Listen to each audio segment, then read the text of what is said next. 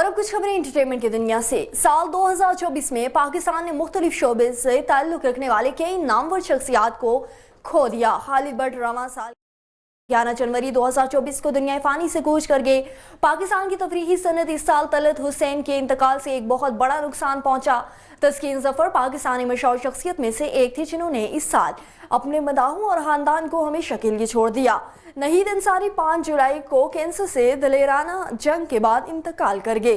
पाकिस्तान के मारूफ कॉमेडियन और नामवर अदाकार सरदार कमाल 30 जुलाई को दार फानी से कूच कर गए। मारूफ पाकिस्तानी गुलकारा खानिया असलम 11 अगस्त को दिल का दौरा पड़ने के बाद इंतकाल कर गए। पाकिस्तानी ड्रामा इंडस्ट्री के सीनियर अदाकारा शगुफ्ता एजाज की शोहर यहिया सदीकी तवील अलालत के बाद 12 सितंबर को हाल की हकीकी से जा मिले।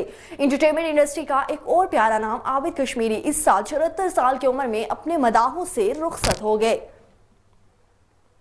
और मारूफ अदाकारा आयशा खान ने कहा है कि कामयाबी के हुसूल के लिए मुश्किलात से लड़ना पड़ता है, इसीलिए कभी मुश्किलात से घबराई नहीं हूँ। एक इंटरव्यू में आयशा खान ने कहा है कि शोबिस की दुनिया में मेहनत और लगन से मंजिल तक पहुंचना मेरा जुनून है, इसलिए सिर्फ मयारी काम को ही तरजीह देती हूँ। अदाकारा ने कहा है कि कामयाबी के हुसूल के लिए मुश्किलात से लड़ना पड़ता है, इसलिए कभी मुश्किलात से घबराई नहीं। उन्होंने मज़ीद कहा कि मैं पुर उम्मीद हूँ कि शोबिस की दुनिया में मेरा ऐसा मकाम बनाऊं कि लोग मुद्दतों मुझे याद रखें।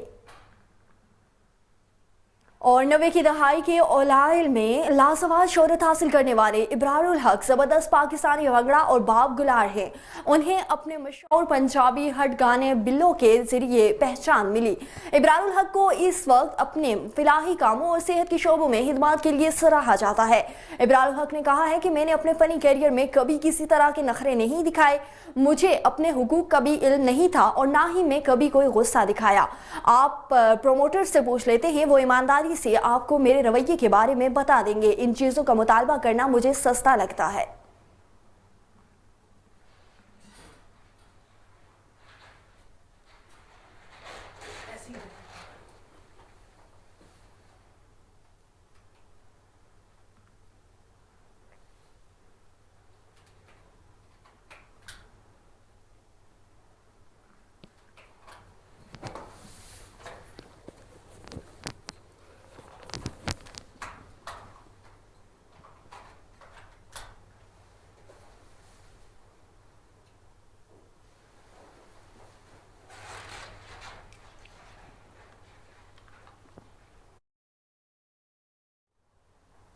एंटरटेनमेंट की दुनिया से फिलहाल के लिए इतना ही।